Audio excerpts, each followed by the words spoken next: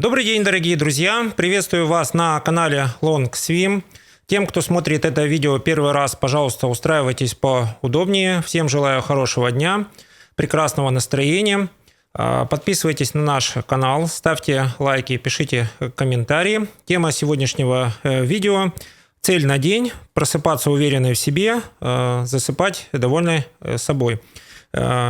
Уважаемые подписчики, это видео войдет в плейлист январь и будет, скажем так, завершать серию видеоинструкций, что делать в каждом месяце. И те, кто смотрит это видео в январе, те, кто уже построил свои грандиозные планы на этот год, касающиеся отдыха, касающиеся работы, теперь можете приступить к его исполнению, потому что вы уже разобрались во всех сферах своей жизни, поставили какие-то или грандиозные, или какие-то краткосрочные планы.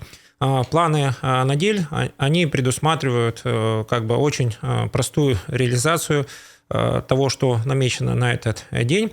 А для тех, кто смотрит видео о колесе жизненного баланса первый раз, я в двух словах расскажу, что такое колесо жизненного баланса. Колесо жизненного баланса Long Swim представляет собой круг, разделенный на 8 сфер, и эти 8 сфер отражают всю полноценную вашу насыщенную жизнь. Согласно идеологии колеса жизненного баланса, в каждой из сфер вы можете поставить себе цели на год. Миссия колеса жизненного баланса – это профессиональное и личное долголетие. И это означает, что вы можете ставить неограниченное количество целей на год, на месяц, на день. Все они будут выполняться. Наше пожелание, чтобы вы шли к своим целям вместе с единомышленниками, вы понимали, с чего вы можете начать, чего вы можете достичь. И если вы посмотрите видео о колесе жизненного баланса на нашем YouTube-канале, вы можете разобраться о взаимодействии в сферах жизни, вы можете разобраться в своем окружении, вы можете построить крепкие, полноценные отношения с любимым человеком, с любимой женщиной, с любимым мужчиной, и вы таким образом можете сохранить и приумножить то, что для вас ценно, и вместе со своим любимым человеком достигать совместных планов. Итак, тема сегодняшнего видео – для чего нужны цели на день, и зачем нужно просыпаться уверенной в себе, и почему важно засыпать довольной собой. В колесе жизненного баланса мы очень много внимания уделяем вашим состояниям, и в зависимости от того, в каком вы состоянии находитесь, будет зависеть ваша эффективность в течение дня, будет зависеть, сколько дел вы сможете сделать, и какое настроение у вас и состояние будет после завершения этих дел. Я позволю себе еще раз напомнить, что состояние в колесе жизненного баланса Long Swim всего 3. Это 0, 4, если вы это оцениваете по 10-бальной шкале, можно считать состоянием нестабильным. Здесь основной упор делается на сильные эмоции, так называемые эмоциональные качели. В состоянии 4-8, состояние стабильным, вы упор делаете на действие, приоритет на действие. Там тоже могут присутствовать эмоции, но в большинстве случаев это эмоции, скажем так, положительные, с хорошим чувством юмора. И самое замечательное состояние, к чему нужно стремиться, оно дарит нам высочайшую производительность, это состояние 4-8. И в состоянии 4-8 мы не попадаем в какие-то сложные ситуации, мы видим далеко и шире, чем окружающие, то есть мы по складу ума визионеры, и мы в самой сложной ситуации всегда находим кратчайший легкий путь, пройдя который с минимальными затратами сил, мы достигаем своей цели. Также хочу напомнить, что состояние 0,4 вы будете стараться выполнить задачи на день, только используя свой собственный ресурс, при этом будете достаточно сильно уставать. В состоянии 4-8 вы будете чередовать, делать свои дела на день вместе с другими людьми, то есть это предусматривает совместное выполнение планов на день. В состоянии 8-10 вы легко будете достигать своих целей, не расходуя свой ресурс, чаще всего привлекая единомышленников, которые разделяют ваши цели, и они с удовольствием вам помогают, потому что цель, сформулированная вами, для них кажется и является, скажем так, очень привлекательной. Просто вы тот человек, который умеет правильно формулировать цели и воодушевлять людей, чтобы объединяться вокруг этих целей.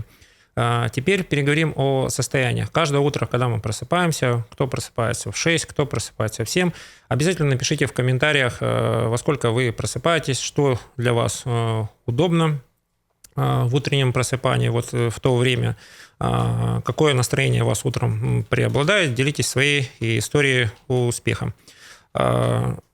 Если мы имеем крепкий полноценный сон, после которого мы чувствуем себя воодушевленным и восхитительном настроении, это видео, кстати, больше адресовано женщинам, то утром мы, потратив до 5 минут, можем посмотреть список дел.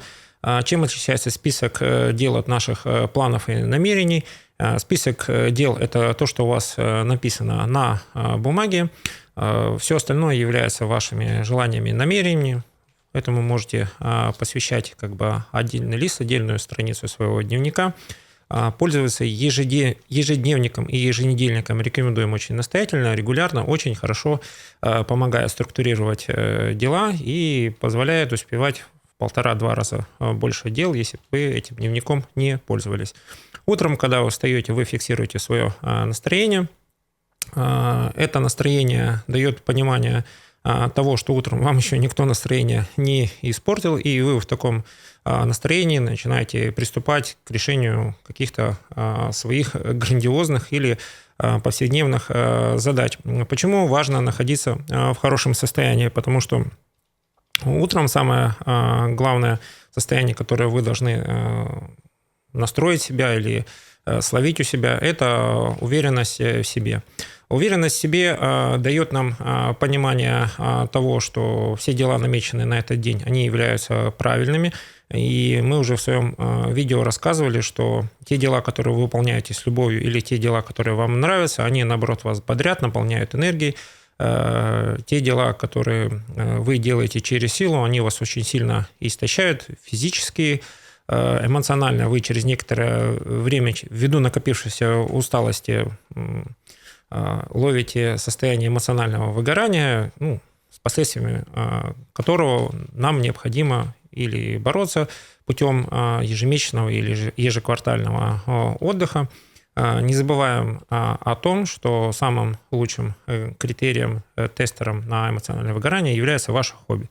Если вы после напряженного трудового дня легко возвращаетесь к своему хобби, вы очень далеки от эмоционального выгорания. Если ваше хобби уже не приносит вам удовольствия, это первый признак эмоционального выгорания.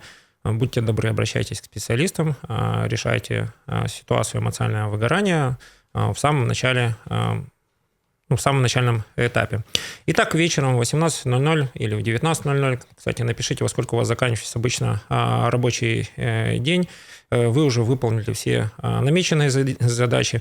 Кто находится в состоянии 0,4, посмотрите на список задач, которые вы сделали, вы с удивлением обнаружите, что кроме ваших планов вы сделали там 2/3 времени потратили на выполнение каких-то неожиданных задач, задач, которые не входят в ваши должностные обязанности, задачи, которые вы не планировали. Вот это вот типичный признак состояния 0,4, когда ваши планы на день еще совмещаются с большим количеством задач, которые вы делаете за других. Самое важное состояние, которое нужно приобрести вечером, это замерить свой уровень энергетики, то есть вы можете его оценить в процентном соотношении минимум 30%, это для состояния 0,4, 50% это до уровня состояния 4,8. Как правило, люди, находящиеся в состоянии 8-10, к вечеру имеют там запас энергетики больше 70%, потому что настолько много энергии, настолько нет необходимости тратить эту энергетику. То есть они всегда преобладают над окружающими своей энергетикой, поэтому окружающие хотят видеть их в своем составе, потому что находиться рядом с такими людьми большой восторг, большая удача. Ну, то есть люди солнца, вот так мы можем их назвать. Итак, перед сном, если даже у вас состояние за день было очень сильно и интенсивно поглощено выполнением различных задач, вам нужно подготовиться ко сну. Перед сном рекомендую обязательно какие-то двигательные активности, прогулка на улице, просто выйти подышать свежим воздухом, кому на балкон, кому удается выйти во двор собственного дома. Кстати, напишите, что вам дают вечерние прогулки, какие инсайты вам эта прогулка дает. Нам будет всем интересна ваша история успеха. И задача выхода на вечернюю прогулку перед сном, именно выход на улицу, перенастроиться на состояние быть довольной собой, потому что когда вы довольны собой, приоритет на негативные переживания и эмоции, которые тоже могут быть, переключается на состояние формирования уверенности в себе. То есть утром мы просыпаемся, у нас уверенность 100%, а вечером уверенности в себе ввиду физического утомления уже меньше, нужно формировать такое состояние, как быть довольным собой. Вам есть за что себя похвалить, за то, что вы сделали в течение дня. У вас уже есть планы на следующий день, и если вы знаете, что планы на завтрашний день соответствуют вашим интересам, и они полезны для вас, пожалуйста, будьте довольны собой. Все, что вы не успели за сегодня, перенесли на завтрашний день или на следующие периоды времени, все находится под вашим контролем. Если вы задачу сделаете в течение недели, это большой успех. Если вы задачу сделали раньше срока, это тоже большой успех. Вас ждет долговременная, профессиональная, насыщенная личная жизнь. Колесо жизненного баланса – это всегда про долголетие. Поэтому перед сном обязательно думайте о том, что у вас впереди много лет жизни. Не стоит беспокоиться о том, что у вас не хватит времени, чтобы все успеть. Вы все успеваете, просто вы выбрали тот размеренный темп жизни, который более удобный вам. Для состояния 0,4, как правило, это очень медленный темп жизни, очень мало планов на день. Состояние 4-8 все расположено по полочкам, каждому делу выделено ровно столько времени, сколько оно занимает. Сразу отвечу на вопрос, сколько дел лучше делать в течение дня. В состоянии 4-8 желательно делать от 4 до 8 дел. То есть получается или 4 дела по 2 часа, или делаете какой-то блок, там, условно, 2 дела по 2 часа, и там, остальные 6 дел вы тоже успеваете сделать за 4 часа. Почему нужно добавлять в состоянии 4-8 как можно больше дел? Потому что по мере того, как вы приступаете к решению своих задач, ввиду того, что у вас нет свободного времени, нет резерва времени, и вы хорошо распланировали, вы фактически находите внутренние резервы, как это можно все совместить и как это можно сделать супер вау. Как правило, это происходит на уровне и интуиции. В состоянии 0,4 вы, наоборот, не ставите себе много дел, ну, максимум 4, хорошо, там, от 2 до 4 дел в состоянии 0,4 вы можете считать, что это достаточно хорошая нагрузка. Если вы в состоянии 0,4 будете ставить больше задач на день, ввиду того, что вы выполняете чьи-то неожиданные задачи или находитесь в состоянии подчинения, ну, когда вам сверху сбрасывают какую-то задачу, с которой вы должны справиться, вот эти вот от 2 до 4 дел дают вам возможность как бы легко маневрировать и не чувствовать себя эмоционально подавлен. В состоянии 8-10 вы, наоборот, можете легко, с удовольствием справляться с делами, которые там 8 и 10. Это один подход когда вы набираете 8-10 задач средней или повышенной сложности, или можете брать одну-две задачи сверхсложные, сверхамбициозные, это так называемые задачи визионерские или задачи интеграционные, когда нужно совместить как бы несовместимые вещи. Ну и вот эти вот две задачи позволяют находиться в таком состоянии, что если у вас одна задача не идет, переключение на вторую задачу дает вам возможность покреативить, включить творческую энергию и найти решение. Если вы в состоянии 8-10 будете ставить одну грандиозную как бы задачу, вы постепенно из состояния 8-10 переходите в состояние 4-8, и уровень, скажем так, грандиозных задач у вас уже как бы падает, поэтому это плохо для творческих людей, и переход из состояния 4-8 в состояние 8-10, он, как правило, более длинный, иногда он занимает до 3 месяцев. Поэтому хорошенько подумайте, стоит ли вам переходить в это состояние. Итак, какие преимущества дает такое планирование, что утром вы просыпаетесь уверенные в себе, а вечером засыпаете довольны собой? Вы просыпаетесь в состоянии близкое к 4-8, то есть у вас уверенность должна наполнять до уровня 4-8. В течение дня, к концу дня, возможно, вы будете находиться в состоянии 0,4, то есть будете немножко утомлены, перегружены какими-то эмоциями, с которыми вы не можете справиться. Отвечаю здесь также на вопрос, вот, что делать, когда вас переполняют эмоции. Если вы справились с эмоциями своими и окружающих, то, скорее всего, вы находитесь в состоянии 4-8, то есть у вас присутствует некоторая рационализация, то есть вы эмоцию раскладываете на какие-то составляющие, и эти эмоции вас не задевают, то есть вы их рационализируете. Этим отличается состояние 4-8. В состоянии 0,4 у вас не хватает ни методики, ни знаний, чтобы справиться с этими эмоциями. И вы, как человек нормальный, эмоциональный, добрый, вы эти эмоции переживаете вместе с окружающими, вовлекаетесь в эти эмоции, поэтому у тех людей, у кого, особенно женщин, эмоции накрывают, не переживайте за свои эмоции, у вас просто не хватает знаний. Мы в своем видео даем эти знания, и вы, посмотрев наши видео, они сформированы по плейлистам, найдете вот те знания, которые являются опорной точкой, и вы тогда из состояния 0,4 в эмоциях будете переходить в состояние 4-8. То есть вы эти эмоции будете структурировать, они вас уже не будут напрягать, и у вас уверенность в себе, ну, как вот от пыли эмоций освободили уверенность, и у вас становится как бы все хорошо и прекрасно. О целях. Многие задали вопрос, зачем мы видео пишем о целях на день, о целях на месяц, планы на месяц, планы на год. Мы говорим о целях. Цель дает нам возможность концентрироваться на определенных вещах, быть в фокусе той ситуации, которую мы себе обрисовали.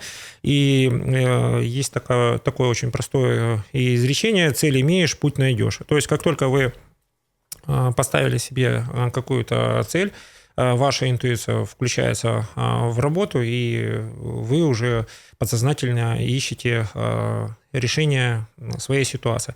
В колесе жизненного баланса мы очень сильно рекомендуем обращаться к помощи экспертов, желательно в своем ближнем кругу среди ваших коллег можно озвучивать о той ситуации, которая вас волнует или с которой вы столкнулись. Как правило, коллеги, если настроены к вам доброжелательно, они всегда подскажут какие-то варианты.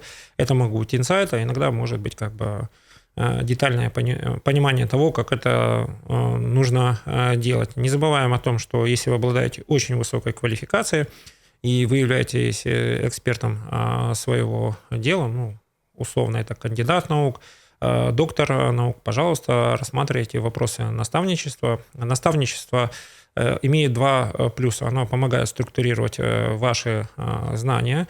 Вы, когда структурируете знания, идете в наставничество, понимаете, каких знаний вам не хватает, ну, в детали каких областей вы хотели бы погрузиться, ну и таким образом, развивая сферу личностный рост, вы и получаете знания, вы продвигаете свою экспертизу среди той сферы, в которой вы работаете, и наставничество помогает молодым специалистам получить вот тот прекрасный опыт, тот идеал профессионала, к которому вы шли много-много лет.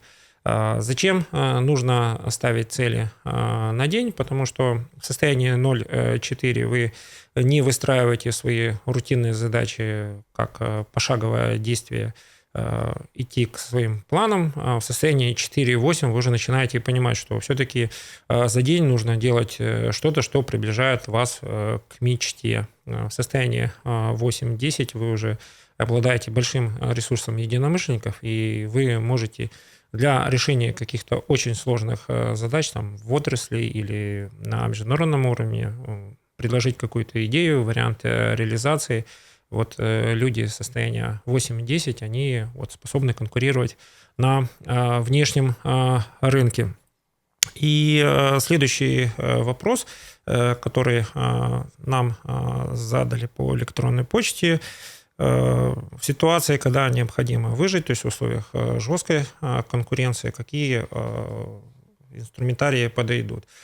Если вы находитесь в состоянии сильного эмоционального выгорания или находитесь, допустим, в состоянии высокой профессиональной конкуренции, наличие цели помогает лучше, чем лекарство, как говорят, но я сейчас вот озвучу, да. Цель лучше любого лекарства помогает выжить. В состоянии выжить есть как бы два момента. Это если высокая профессиональная конкуренция означает то, что ваш опыт, ваша методика, ваш путь решения профессиональных проблем является самым передовым в отрасли, потому что вы находитесь в статусе эксперт. Ваши конкуренты, они тоже имеют такое желание предложить свою методику, которая будет более жизнеспособной, но ввиду того, что в конкурентной борьбе выигрывают люди, которые находятся в более высоком энергетическом состоянии, то есть люди в состоянии 0,4, они конкурентную борьбу не могут выиграть. Слишком много эмоций, очень мало действий, даже если выработать гениальное правильное решение для того, чтобы они притворились в жизнь, у людей состояния 0,4 вот просто не хватает собственного ресурса. В состоянии 4,8 люди в своей профессии используют и свой опыт, и чужой опыт, умеют этот опыт интегрировать между собой, найти какое-то творческое решение, найти какое-то сложное инженерное решение. И люди в состоянии 4,8 не боятся сложных решений, потому что их профессионализм позволяет решать сложные технологические задачи, сложные профессиональные задачи. Те, кто находится в медицине, то есть люди в состоянии 4,8, они, как правило, справляются с достаточно сложными медицинскими случаями. Люди в состоянии 8-10, они, если это касается медицины, они умеют не только бороться с последствиями болезни, они очень большое внимание уделяют именно профилактике, чтобы это как бы не произошло, и чтобы люди, пациенты вели более правильный образ жизни, чтобы не попадать в такие тяжелые ситуации. Если мы говорим о ситуации выжить, в первую очередь нужно проработать со своими целями в различных сферах. Вот я сейчас пройдусь по сферам, и вы поймете, что если в одной из сфер существует ситуация как бы выжить и становится миссией, как правило, вы все равно, даже если будет у вас весь ресурс и потенциал, вы все равно будете стремиться к тому, чтобы выживать. То есть терять свои возможности для вас самая главная миссия – это как бы выжить. В колесе жизненного баланса сфера яркость жизни – это миссия получать удовольствие от жизни, то есть состояние 0,4 – миссия получать удовольствие, при этом страдая, да? В состоянии яркой жизни 4,8 мы получаем удовольствие от жизни, что-то делая, а в состоянии 8-10 мы в состоянии яркость жизни сами являемся источником положительных как бы эмоций, заряжаем энергетикой других людей. Вот какая разная формулировка в зависимости от того, в каких состояниях вы находитесь. В сфере духовный рост и творчества миссии выжить никогда не присутствует. В состоянии творчества вы ищете креативные решения, то есть это, по сути дела, любимое дело, то, что помогает вам получить именно вот эстетическое и прочее удовольствие от того, чем вы занимаетесь. Духовные ценности, которые находятся по диагонали со здоровьем и спорт, то есть это наша физическая гармония, это духовная гармония. Чем больше вы знаете о духовных практиках, чем больше вы можете озвучить своих духовных ценностях, тем вам проще находить единомышленников, тем проще вам самим формировать свое окружение и окружать себя людьми, которые близкие к вашим духовным ценностям. Люди, которые не разделяют ваши духовные ценности, они как бы сами уходят на второй план, и поэтому здесь в этой сфере миссии выжить как бы совсем не присутствует. В сфере карьера и бизнес, да, мы сталкиваемся с таким понятием, как конкурентная борьба, но здесь нужно смотреть на само состояние в этой сфере, в состоянии 0,4. Здесь вы получаете свой первый опыт. Если вы чувствуете, что столкнулись с состоянием острой профессиональной конкуренции, наша рекомендация попробовать себя в других сферах, каких-то не связанных с вашей профессией. То есть таким образом вы можете или открыть для себя новые возможности, если там возможностей в других сферах как бы нет, возвращайтесь в свою сферу и уже с опытом в другой сфере, имея вот эту вот информацию, вам проще находиться в конкуренции. Конкуренция – это как бы всегда хорошо, а выиграть в конкурентной борьбе за счет того, что у вас классные духовные ценности и высокий профессионализм – это всегда хорошо. В сфере деньги миссии выжить не существует. Те, кто в сфере денег находится в состоянии 0,4, то есть желание накопить то, что вы имеете, иметь стабильный как бы доход, все равно рано или поздно вы столкнетесь с той ситуацией, что вам нужно во что-то инвестировать. Мы вам рекомендуем инвестировать в рекламу прямую своей экспертизы, своих товаров, своих услуг. Это всегда очень правильная долговременная стратегия. Если вы перестаете рекламировать себя, вы будете иметь очень жгучее желание попробовать инвестировать в какие-то другие сферы, не связанные с вашей работой. В большинстве случаев это потеря денег. Если вы находитесь в состоянии 0,4, лучше не рисковать деньгами. Если вы находитесь в состоянии 4,8, у вас вероятность 50/50, выиграете или не выиграете. В состоянии 8-10 вы можете инвестировать в любую сферу. Из-за вашего состояния 8-10 вы приобретете или классный опыт и не расстроитесь, потеряв какую-то сумму денег, или вы найдете новый источник своего дохода, потому что состояние 8-10 в сфере денег, люди вам доверяют деньги, и вы эти деньги чужие приумножаете, используя как бы для себя. В состоянии 0,4 в сфере денег вы их накапливаете, отдаете эти деньги в другие проекты, доверяя это кому-то. Бывают ситуации, когда у вас нет времени этим заниматься, поэтому всегда рекомендуем в сфере карьеры и бизнеса рассматривать свой бизнес, который вам реально интересен, просчитывать его. Это для вас все равно положительный опыт. В сфере денег миссии выжить нету как таковой. В сфере личностный рост вы имеете доступ ко всем знаниям мира. Сейчас это технологически стало все более возможным. Через 5 лет будет еще больше доступа, и состояния выжить у вас как бы нету. А в состоянии здоровья и спорта всегда возникает ситуация выжить, когда вы своему здоровью перестаете уделять внимание, но ваше здоровье портится только тогда, когда вы в сфере яркой жизни забываете о себе, о своем отдыхе, и в сфере духовный рост и творчества не определились со своими ценностями. Вот так вот сферы в колесе жизненного баланса связаны, поэтому если вы имеете проблемы со здоровьем, прорабатывайте схему в сферу яркой жизни и обязательно прорабатывайте духовный рост и творчество. В сфере здоровья и спорта, у кого есть желание вступить в дискуссию, как здоровье может быть к состоянию выжить, пожалуйста, предлагайте свои варианты, рассказывайте о своей ситуации. С удовольствием их обсудим, выпустим отдельное видео. В сфере друзья и окружения у нас ситуации выжить не существует, потому что примерно 1 или 1,5-2 года вполне достаточно для того, чтобы человек освоился со всеми инструментами колеса жизненного баланса и через 2 года вы уже в своем окружении можете озвучивать те духовные ценности, которые являются для вас очень ценными и важными.